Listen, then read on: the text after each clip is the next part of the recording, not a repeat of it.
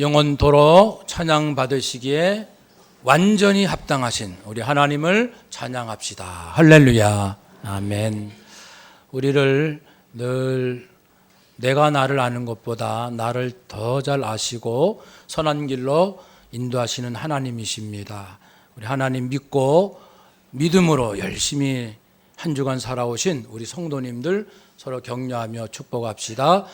한 주간 수고 많으셨습니다. 네, 여러분 다시 만나 뵙게 돼서 반갑고 또 감사드립니다. 누구나 아름다운 인생을 꿈꾸지 않습니까?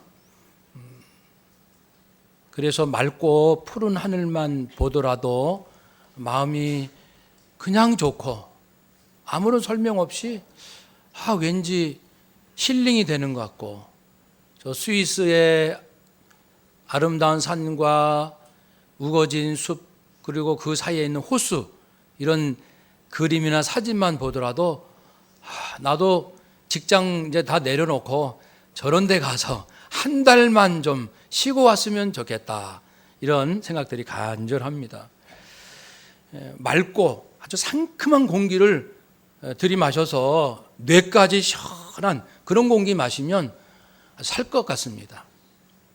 누군가가 장기 기증을 해서 또 다른 사람의 삶에 큰 기쁨과 희망을 주었다, 이런 소식을 듣기만 해도 마치 내가 그 주인공이 된 것처럼 준 자의 기쁨, 받은 자의 기쁨을 내가 누리는 거예요. 그런 기쁨을 누리고 싶은 본능이 우리 안에 있는 거 아니겠습니까?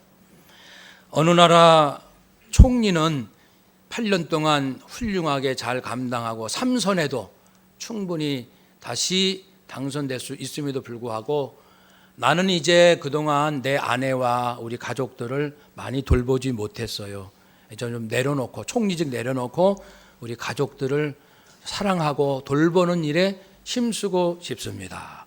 이런 얘기 들으면 그냥 사회적으로는 공헌하는 것도 물론 중요하지만 또 그러면서 가족까지 챙기는 그런 따뜻한 마음에 우리가 또 한번 깜짝 놀라고 또 은혜를 받고 감동을 받는 거예요. 왜 그럴까요? 우리는 왜 그런 얘기를 듣고 싶고 그런 것을 보고 들으면 힘이 나고 내 상처와 또 지친 마음이 위로를 받을까요? 그것은 우리가 본래 누려야 할 그 인생을 누리지 못하기 때문이에요. 하나님께서 우리에게 본래 주신 선물, 하나님께서 약속해 주신 그것을 누리고 있지 않기 때문에 내가 본능적으로 그 가까이만 가는 것만 나타나면은 그렇게 아이처럼 좋아하고 기뻐하고 누리고 싶은 겁니다. 이스라엘 백성들은 두 가지 특별한 그 간절함이 있었어요. 소망이. 하나는 메시아, 우리가 늘 전쟁과 그리고 주변국과의 어려움, 이런 속에서 이제 메시아가 오시면 우리가 강대국이 되고 우리가 싸움에서 지지 않고, 절대 지지 않고 세상에서 우뚝 선 나라가 될 걸, 메시아는 언제 오시나, 이런 꿈이 있었고, 또 하나는 메시아가 오시면 우리는 지금까지 상상할 수 없었던 모든 면에서 완벽한 나라가 될 거야, 완전한 하나님의 나라에 목말라 그렇게 살아왔던 백성이 이스라엘입니다. 오늘 이사야 선지자는 그전에도 그랬지만은 하나님께서 주신 여러 말씀들을 통해서 이 부분, 사람들이 그렇게 목말라 하는 부분을 다시 말씀하고 있습니다. 35장입니다마는 그 앞부분에 6장에서 12장에서도 하나님의 백성들이 하나님 앞에 무엇을 잘못하고 있는지를 책망한 후 그러나 다시 메시아가 오실 것이다라는 것을 예고해 주셨고, 13장에서 23장까지에서는 이스라엘을 괴롭혔던 주변 이방 나라들 하나님이 심판하신다, 그렇지만 이방인들도 구원받는 때가 올 것이다 또 약속해 주셨고, 24장에서 27장까지 온 세상을 하나님은 그들의 죄값대로 심판하실 것을 말씀하셨습니다. 그러면서도 온 인류가 구원받는 그날이 올 것을 약속하셨고, 이 모든 이 세 부분의 총정리로 28장부터 오늘 35장까지 다시 중첩하면서 살짝 반복하면서 그런 또 말씀을 하셔요. 그래서 징계와 심판이 이 땅에 있을 것이지만, 그러나 하나님은 모든 시온 이스라엘 백성과 함께 온 백성들, 온 만물이 회복될 것을 약속하고 계십니다. 그 부분의 끝이 35장, 오늘 우리 본문이 되겠습니다. 여러분, 그래서 35장을 통해서 우리가 그리워하고 사모하고 목말라하고 애타고, 좀 표현을 세게 한다면 좀 미칠 수 있는 부분이 뭔지를 제대로 미쳐야 됩니다. 사람이요, 잘못 미치면 인생이 잘못되지만 제대로 미치면 제대로 됩니다. 무엇일까? 우리 1절 2절 우리 함께 읽어봅시다. 광야와 메마른 땅이 기뻐하며 사막이 백합화 같이 피어 즐거워하며 무성하게 피어 기쁜 노래로 즐거워하며 레바논의 영광과 갈멜과 사론의 아름다움을 얻을 것이라. 그것들이 여호와의 영광 곧 우리 하나님의 아름다움을 보리로다. 아멘. 때가 되면 이스라엘 백성들 하나님의 아름다움을 볼 것이다. 지금은 광야요, 메마른 땅이요, 사막입니다. 황폐한 세상입니다. 그렇지만은 이제 기뻐하고 백합화같이 피고 무성하고 기쁜 노래로 즐거워하며 하나님의 아름다움을 보는 그날이 올 것을 약속하고 계십니다. 하나님이 하신 약속이에요. 우리 부모의 약속이 아니고, 대통령의 약속이 아니고, 만군의 여호와 창조주 하나님의 약속입니다. 그러니까 하나님의 약속을 붙드는 자는 2500년 이상의 말할 수 없는 고난과 핍박도 이겨내는 거예요. 근데 하나님이 주신 소망을 붙들지 않으냐면은 넉넉히 살만한 환경에서도 아이고 못 살겠다, 괴롭다, 왜 나를 미워하니, 나 억울해, 한숨만 푹푹 내쉬는 거예요.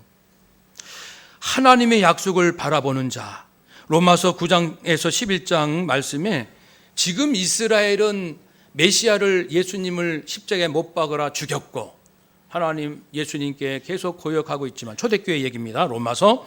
그렇지만 장차 이스라엘의 미래를 말씀하시면서 마무리를 로마서 11장 36절에서 이렇게 말씀합니다. 결론적으로 이는 만물이 주에게서 나오고 주로 말미암고 만물이 주에게로 돌아갑니다. 그에게 영광이 세세 있을지어다. 아멘. 만물 모든 사람이 주로부터 나와서 주로 말미암고 주와 함께 살다 주님 품으로 돌아가는 그러한 주님 안에서 통합되고 주님 안에서 참으로 모든 것이 잘 정리된 우주가 회복되는 모습을 보여주고 계십니다. 그것이 1절 2절입니다. 이것을 꿈꿔야 됩니다. 자나깨나 말입니다. 지난 한 주간 여러분 무엇 때문에 마음이 설레었습니까? 흥분하셨습니까? 감격하셨습니까? 아니면은 잠시 잠을 이루지 못하고 그것 때문에 씨름 좀 해보셨습니까? 바로 그것이 하나님이 주신 약속이 되어야 할 것입니다. 3절 4절도 함께 읽어봅시다. 너희는 약한 손을 강하게 하며 떨리는 무릎을 굳게 하며 겁내는 자들에게 이르기를 굳세어라, 두려워하지 말라. 보라, 너희 하나님이 오사 보복하시며 갚아주실 것이라. 하나님이 오사 너희를 구원하시리라 하라. 아멘. 하나님께서 이제 말씀하십니다. 두려워하지 말라. 파커 팔머라는 미국의 그 교육의 거성이라고 할 수 있는 파커 팔머 교수가 있습니다. 그분이 많은 영성에 관한 가르침과 저명한 그 책들 또는 그것을 나름대로 정리하면서 이런 결론에 얘기했습니다. 우리 영성 훈련에 있어서 가장 중요한 것 중에 하나, 아니 하나님께서 우리에게 말씀하시는 가장 중요한 부분이 무엇인지 아십니까? 한마디로 요약된다고 했습니다. 그 말이 이런 것입니다. 한번 따라합시다. 두려워하지 말라. 아멘. 아담이 타락한 이후에 하나님의 음성을 듣고 숲에 숨어가지고 너 왜 그러냐 했을 때 주의 하나님의 소리를 듣고 제가 두려워서 숨었나이다. 그때부터 두려움이에요. 지금까지 인간은요, 두려움에서 떨칠 수가 없어요. 우리는 두렵고 불안한 것을 늘 달고 삽니다. 그것은 타락한 인간의 본성의 결과이기도 합니다. 그러나 두려워하지 말라. 너희들을 괴롭힌 자들을 하나님께서 보복하실 것이다. 하나님이 갚아주실 것이다. 말씀하십니다. 그러니까 너희는 보복하려고 할 필요도 없어. 하나님이 하신다는 것입니다. 그러므로 하나님의 백성들에게 하나님께서 영원토록 지키시고 보호하시는 그런 평안함이 있다는 것입니다. 지난 한 주간 나는 얼마나 직장생활을 하면서 평안할 수 있었는지, 가정에서 평안할 수 있었는지, 누구를 만나도 요동치 않는 깊이 있는 그 바다 깊이의 깊이처럼 평안하고 고요하고 감사가 넘치며 하나님이 하시는 일에 내가 충만하여서 누구를 만나든, 나에게 잘해주는 사람이든 나에게 잘못한 사람이든 피해를 준 사람이든 저 최순실 같은 사람이든 내가 누구 앞에 있을지라도 그리스도의 하나님의 그 깊은 평안, 두려움이 아니고 평안을 가지고 사셨는지요. 우리의 삶 하나님께서 늘 지키시면서 우리에게 두려움이 아니라 평안을 약속해 주셨습니다. 하나님의 약속이에요. 그럼 약속에 미쳐야 돼요. 하나님의 약속에. 누가 나를 힘들게 하는 그 사람한테 미치지 마세요. 그 사람에게 주목하지 마세요. 그 사람에게 올인하지 마세요. 그 사람에게 꽂히지 마세요. 하나님의 약속, 두려워하지 말라. 너의 원수는 내가 보복하니라. 너를 괴롭히는 자는 내가 원수를 갚으리라. 너는 그를 보복하지 마라. 너는 평안하라. 너의 원수는 내게 맡기라. 그 하나님의 약속에 우리는 올인해야 돼요. 그래야 하나님 감사합니다. 하나님을 믿고 쭉 따라갈 수가 있습니다. 5절, 6절 우리 또 함께 읽읍시다.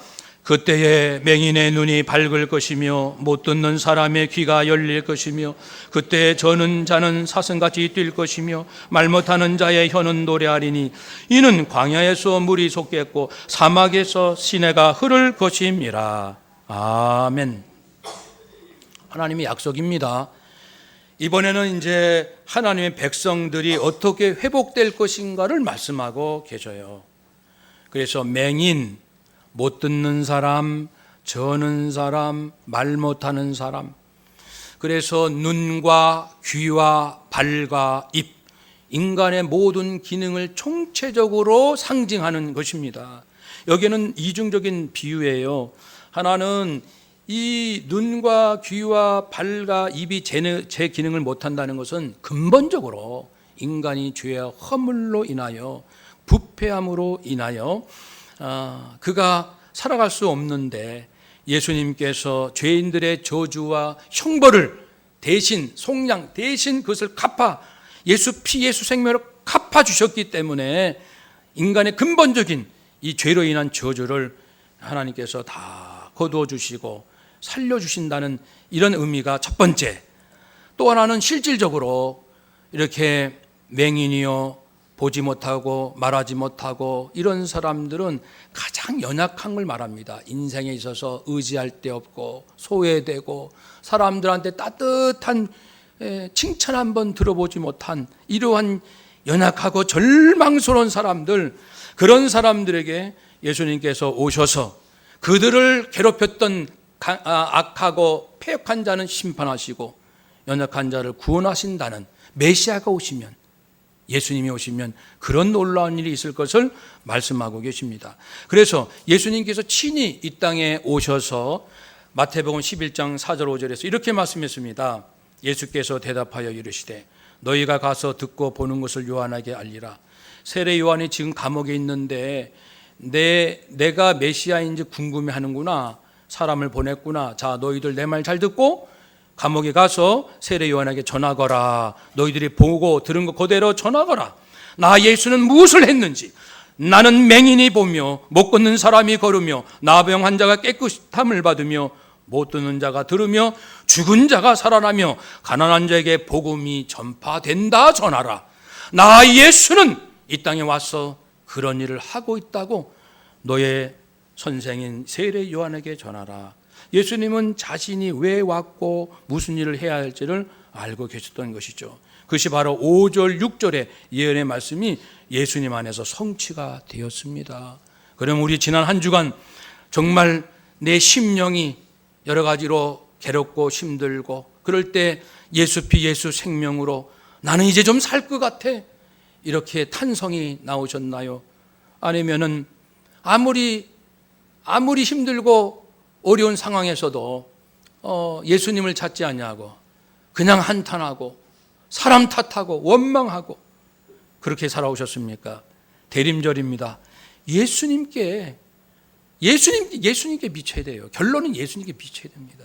돈에 미치지 맙시다. 권력에 미치지 맙시다. 사람에게 미치지 맙시다. 메시아 기름 부으신 예수 그리스도 그분께 모든 걸 걸어야 됩니다. 그분 안에 모든 것이 있습니다.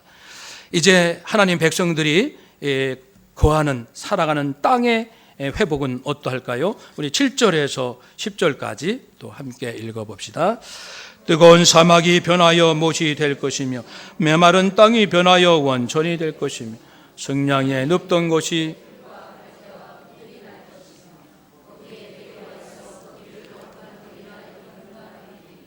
깨끗하지 못한 자는 지나가지 못하겠고 오직 구속함을 입은 자들 위하여 있게 될 것이라.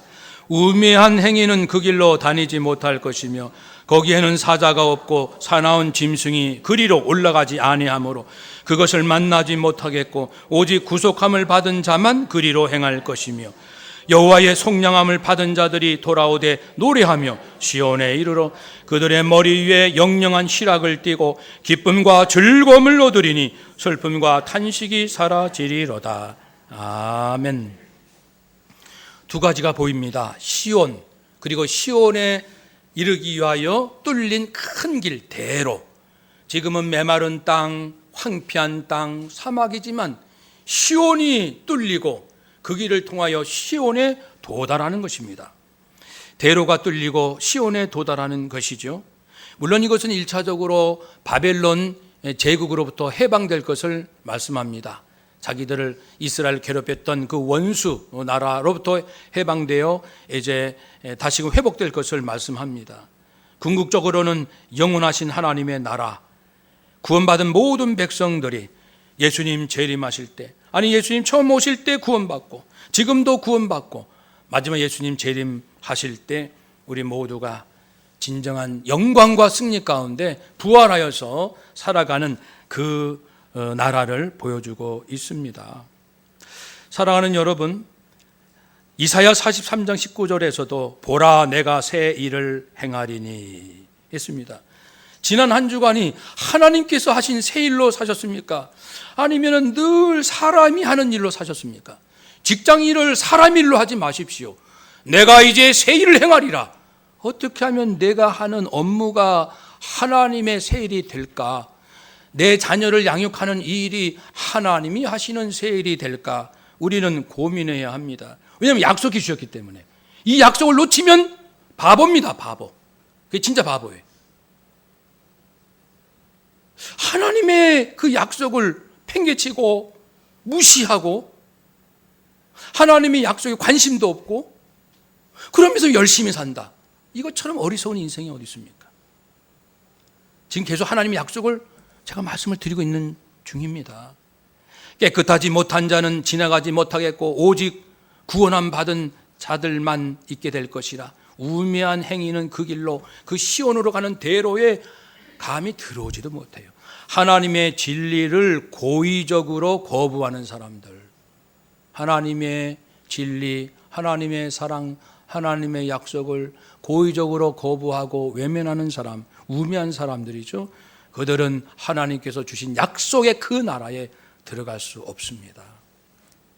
아무리 이 세상에서 아무리 많은 업적과 부귀 영화를 누린다 할지라도 그의 영혼은 늘 허무하고 공허할 수밖에 없습니다.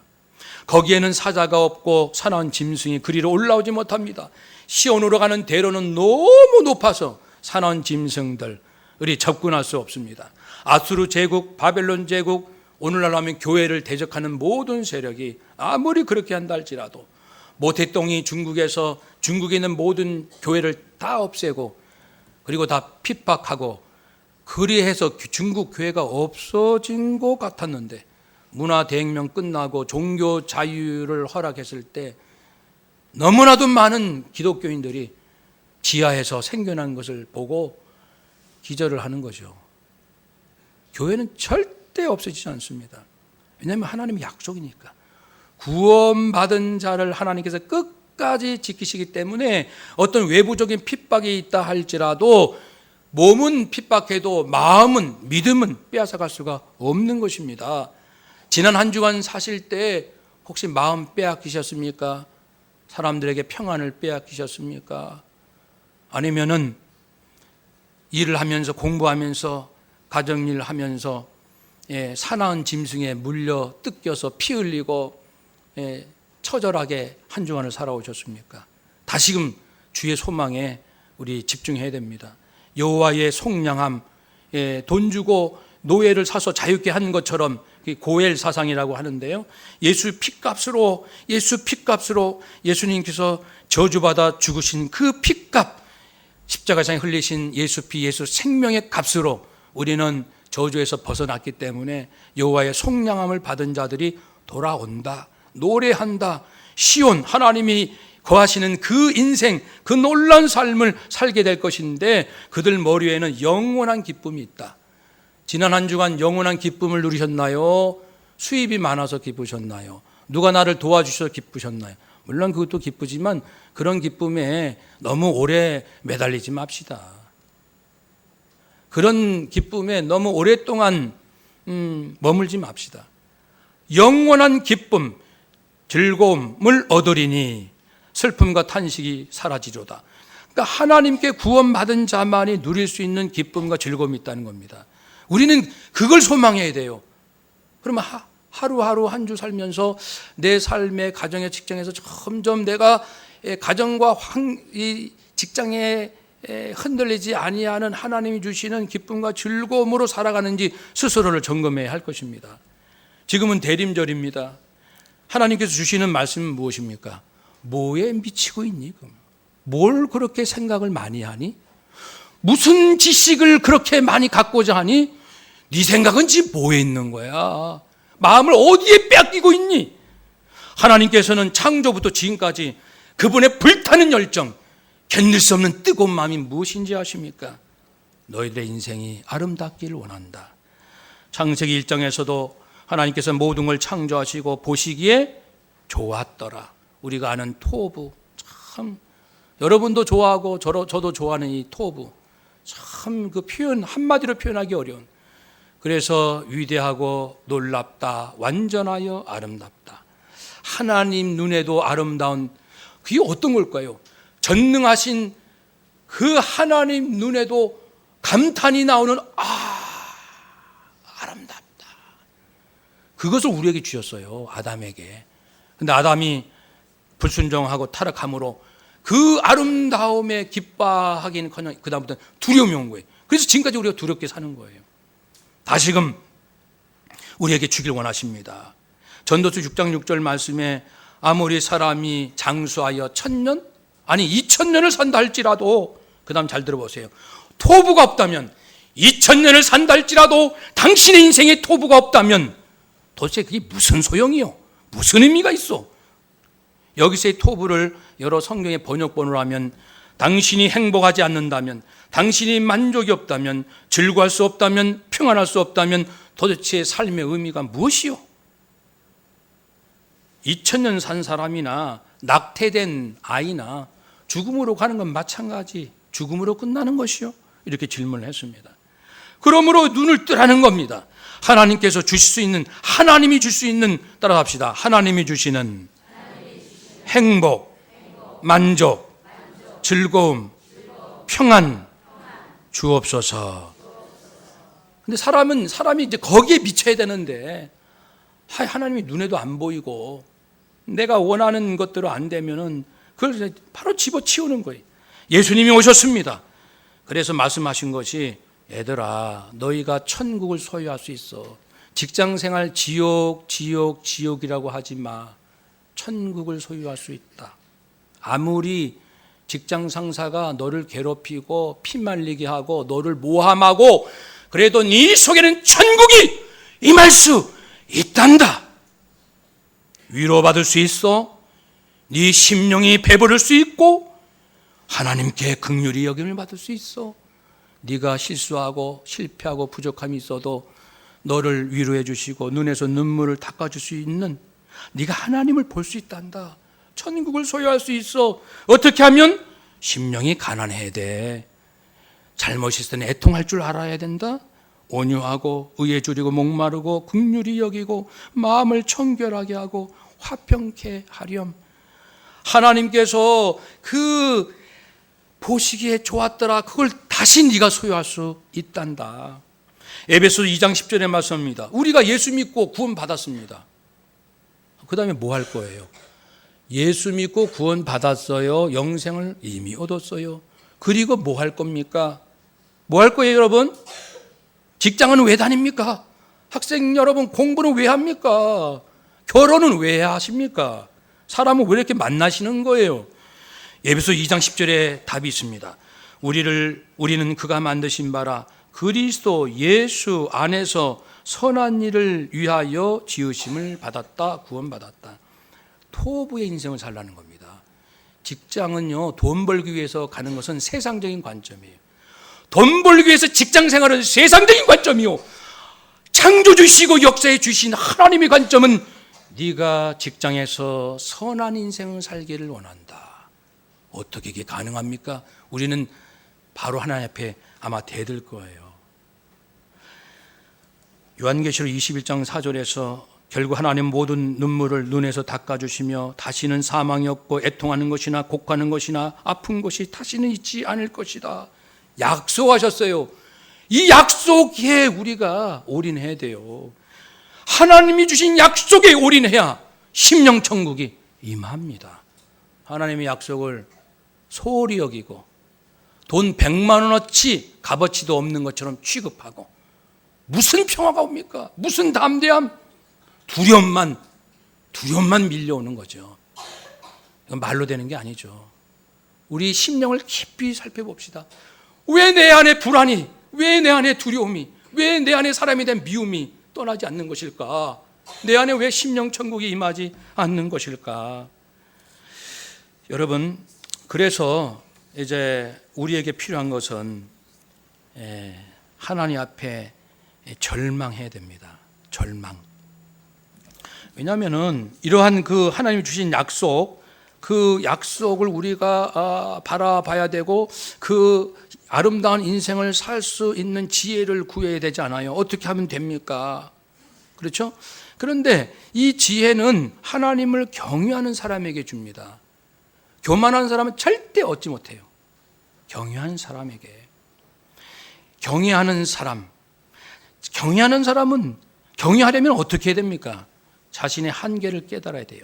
여호수아 4장 24절 보면 이스라엘 백성들이 도저히 인간의 힘으로는 할 수 없는 요단강을 건너가서 약속의 땅을 얻어야 되는데 어떻게 지금은 배도 없는데 그 당시 어떻게 그 250만 명쯤 되는 할아버지부터 아기까지 젖먹이까지 그 많은 사람이 어떻게 그 요단강을 건넙니까? 그 당시는 이제 범람할 시기라 엄도 내지 못하죠. 그런데 놀랍게 흐르던 요단강이 멈췄거든요. 강이 멈춰요. 강물이. 그리고 강바닥으로 250만 명 전후되는 놀라운 백성들이 건너갑니다. 건너가요. 그런 그 사건이 있은 직후에 하나님께서 뭐라고 말씀하셨냐면은 이는 땅의 모든 백성으로 여호와의 손이 능하심을 알게 하며 너희로 너희 하나님 여호와를 영원토록 경외하게 하려 하심이라 했습니다. 너희들 봤지? 너희들 힘으로는 도저히 할 수 없는 것. 그런데 됐지? 자, 여호와를 경외하라. 인생을 장난치면 안 된다. 너의 한계를 깨닫고 하나님 앞에 무릎 꿇어라. 그것이 비굴한 아니면은 억압적인 그런 굴복이 아니에요. 저절로 자연스럽게 나의 한계, 한계, 가장 중요한 것은 3대 한계로 한번 따라 합시다. 무지, 무능, 죽음. 하나님, 저는 아는 것이 없습니다. 물론 내가 세계적인 석학이라도, 세계 모든 사람으로부터 존경받는 세계적인 석학이라도 나는 아는 것이 없습니다. 내가 도대체 뭘 안단 말입니까? 나는 아는 것이 없습니다. 내가 미국의 대통령이고 세계의 권력을 잡았다 할지라도 하나님이여, 나는 아무것도 할 수 없습니다. 나는 무능한 자입니다. 나는 무능한 자입니다. 나는 죽음을 피할 수가 없습니다. 자신의 무지와 무능과 죽음을 깨닫고 절망하면서 하나님 앞에 그 낮아진 마음으로 나올 때 하나님을 경외할 수 있고, 하나님을 경외하는 자에게 하나님께서는 너의 절망이 바뀌어 참된 소망이 될 그 토부의 인생, 아름다운 선한 인생, 이것을 네가 꿈꿔야 한다. 타락이 전 에덴 동산에서 주었고, 예수님께서 말씀해 주셨고, 많은 선지자들이 누누이 전했던 그 하나님의 아름다운, 하나님 주신 아름다운 인생, 천국 같은 인생, 그것을 꿈꾸라. 경유하는 자에게 꿈꿀 수 있는 열망을 주시는 거예요. 교만한 사람은 하나님을 경유할 수 없고, 하나님을 경유하는 자에게는, 경유하지 않는 자에게는 꿈이 없어요. 하나님께서 그토록 약속하셨던 그것에 대한 열정이 없는 거예요. 갈망이 없어요. 그렇기 때문에 우리는 하나님 앞에 나와야 됩니다. 그러면 하나님을 경외하면 하나님께서 열정을 주셔요. 그 타는 목마름과 갈망 가운데 드디어 번쩍이는 지혜가 옵니다. 깨달음이 옵니다. 나는 돈이 다인 줄 알았는데, 나는 돈이면 다 되는 줄 알았는데, 그때 깨닫는 거예요. 경외하는 사람이 하나님이 주신 놀라운 이 세상의 것이 아닌 아름다운 인생을 꿈꾸는, 그 꿈꾸는 꿈에 미쳐있는 그 열정과 갈망이 있을 때, 그때 비로소 지혜가 임합니다. 이렇게 하면 가능하겠구나. 아무한테나 알려주지 아니하십니다. 그래서 예수님도 교만한 사람에게는 하나님 나라의 비밀을 알려주지 않는다 했어요.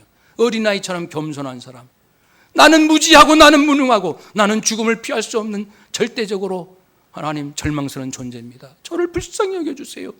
그렇게 겸손한 자에게 예수님이 누구시고, 어떻게 구원받고, 어떻게 죽은 자가 살아나고, 어떻게 병든 자가 고침받고, 어떻게 저렇게 세상에서 다 두려워하는 자를 예수님은 어쩌면 저렇게 두려워하지도 아니하시고 그 힘이 어디에서 나왔을까? 하나씩 이렇게 깨달아지는 거예요. 그 진리를, 지혜를 그때 얻게 해주시는데, 따라가 보니까 그 놀라운 지혜가 몽땅 누구 안에 있다? 예수님 안에 있다는 사실을 알게 됩니다. 모든 하늘의 지혜와 지식이 바로 예수님이란 분 안에 있구나. 그래서 예수님 안에 도착합니다. 예수님을 만납니다. 그래서 예수님을 만나서 비로소 수천 년 동안 하나님께서 인류에게 끊임없이 주셨던 약속, 토부, 위대하고 놀랍고 완전하여 아름답고 모든 산상수훈과 팔복에서 주셨던 꿈같은 인생, 예수 안에서 가능하구나. 나는 길이요 진리요 생명이요 나로 맘지 않고서는 아버지께로 올 자가 없다. 주님, 제가 죄인입니다. 저를 불쌍히 여겨주시고 저에게 주의 은혜를 베풀어 주세요. 주의 사랑을 베풀어 주세요. 우리식으로 하면 한번 따라 합시다. 하나님, 예수 피, 예수 생명을 주옵소서.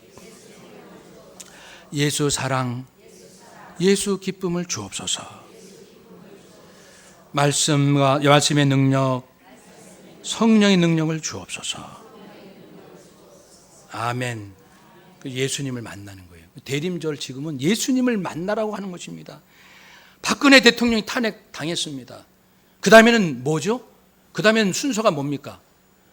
5천만 국민이 자기가 자기를 탄핵해야 됩니다. 대통령 탄핵했고 그 다음에는 모두 국민이 자기를 탄핵해야 합니다. 가슴을 찢어야 합니다. 하나님, 저는 무지하고 무능합니다. 저는 위선자였습니다. 저는 악했습니다. 저는 음란했습니다. 남의 것을 훔쳤습니다. 저는 부모를 조롱했습니다. 저는 하나님 말씀에 불순종했습니다. 국민들이 이제 스스로를 탄핵하면서 주님 옆에 나오라는 메시지 아닙니까? 대통령 탄핵한 것으로 끝나지 마시고 주여 이제는 저를 죽여 주옵소서. 제가 살 길이 어디 있습니까? 두렵습니다. 예수님 안에 진정으로 들어가지 않는 자는 평안할 수가 없어요. 예수 믿지 않고 평안하다? 거짓말입니다. 예수님의 사랑, 십자가 사랑에 감격할 줄 모르면서 나 평안하다? 거짓말입니다. 스스로 속이지 마십시오. 돈으로 속이지 말고, 권력으로 속이지 말고. 화가 있을 것입니다. 왜 속입니까? 주여, 제 모습을 봅니다. 저를 용서해 주세요. 저를 불쌍히 여겨주세요. 주님 앞에 나올 때 주님께서 만나 주시고, 그래서 이제 예수 생명을 소유할 수 있는 지혜와 마음을 주셔서, 아, 이제 나 예수님 따라갈래. 예수님 천국에 계신 예수님, 자나 깨나 예수님. 저도 늘 천국에 계신 예수님 사모해요. 부르짖고 만나고, 예수님 몸이 아파도 천국에 계신 예수님, 제 몸이 아파요. 예수님, 저 길에 가는 저 휴지 줍는 할머니 불쌍해요. 예수님의 생명을 저 할머니에게도 주세요. 예. 하여튼 모든 사람을 예수님의 생명으로 계속 축복을 하면 위대하고 놀랍다, 완전하여 아름답다, 그 놀라운 아름다운 토부의 인생이 나도 모르는 사이에 내 인생에 들어올 줄로 믿습니다. 대림절은 바로 하나님이 그토록 주기 원하셨던 그 아름다운 인생을 꿈꾸고 거기에 미쳐서, 그리고 내가 어떤 자인지 정직하게 고백해서 주의 은혜 가운데 들어가서 예수님 소유해서 예수 생명으로, 내 힘이 아닌 예수 생명으로 원수까지 사랑하고 모두를 사랑하고 축복해도 미안해요 그렇게 말하는 천국의 인생, 하나님이 약속해 주셨으니 우리 모두가 그리 누릴 줄로 믿습니다. 우리 서로 인사합시다. 아름다운 인생을 삽시다. 당신을 축복합니다. 아멘. 기도하겠습니다.